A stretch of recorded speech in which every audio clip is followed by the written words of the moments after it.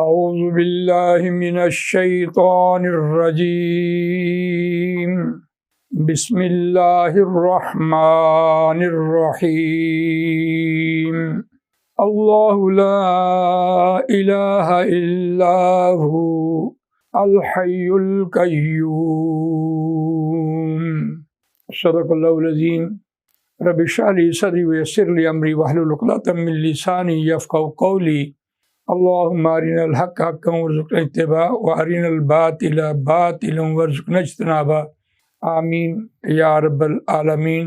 دوستو اور بزرگوں، یہ تیسرا پارہ ہے اور آیت الکرسی کا آغاز ہو رہا ہے۔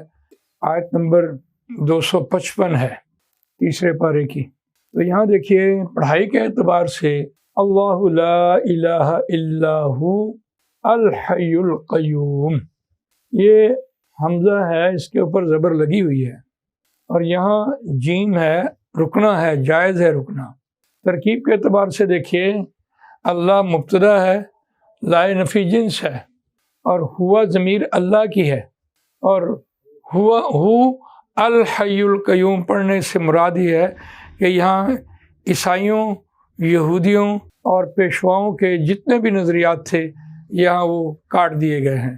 اس سے مراد یہ ہے کہ زندہ ہے اور تھامے ہوئے ہے، اور یہ اگر صفت ہے اور یہ موصوف ہے تو دونوں اللہ کے نام، لیکن جو زندہ ہوتا ہے وہی اس کو سنبھالتا ہے۔ یہاں اس اعتبار سے اس کو دیکھیے حضرت عیسیٰ علیہ السلام کے اس نظریات کے بارے میں کہ وہ زندہ تو نہیں ہیں، یعنی اگر وہ زندہ ہیں تو آسمانوں پر ہیں، زمین پر تو نہیں ہیں۔ اسی طرح جو پیشوا ہیں، جو یہودیوں نے اپنے بات الخدا بنا لیے تھے، اور ان کا یہ یہاں آیت الکرسی میں ان سب کا جواب دیا جا رہا ہے۔ یہاں ہمیں پڑھنا چاہیے اللہ لا الہ الا ہو، اللہ وہی ذات ہے، نہیں کوئی معبود سوائے اسی کے، وہ اللہ الحی القیوم ہے، تھامے ہوئے ہے، سنبھالے ہوئے ہے اور زندہ ہے۔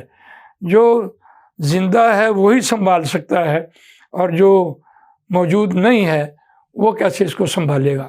تو اس اعتبار سے پڑھائی کے اعتبار سے میں نے سنا ہے اور اکثر سنتا ہوں هو الحی القیوم پڑھا جاتا ہے، یہ اپنی پڑھائی کے اعتبار سے درستی فرما لیں، یہ ہو یہاں رکیے اور پھر الحی القیوم کہیے۔ یہی آیت یعنی سورہ آل عمران آغاز ہوا الف لام میم اللہ لا الہ الا ہو الحی القیوم۔ اب یہاں دیکھیے الحی القیوم پڑھنا غلط ہوگا، چونکہ یہاں لام الف لا لگا ہوا ہے اور یہاں جیم ہے۔ ملانا یعنی رکنا جائز ہے، ملانا بھی جائز ایک اعتبار سے ہے، لیکن جب آپ اس کا ترجمہ سیکھیں گے تو پھر آپ یقیناً وہاں یہ زبر دیکھیں، زبر کے اوپر حمزہ کے اوپر زبر لگی ہوئی ہے، اس لیے وہاں رک کر الحی القیوم کہنا ہے۔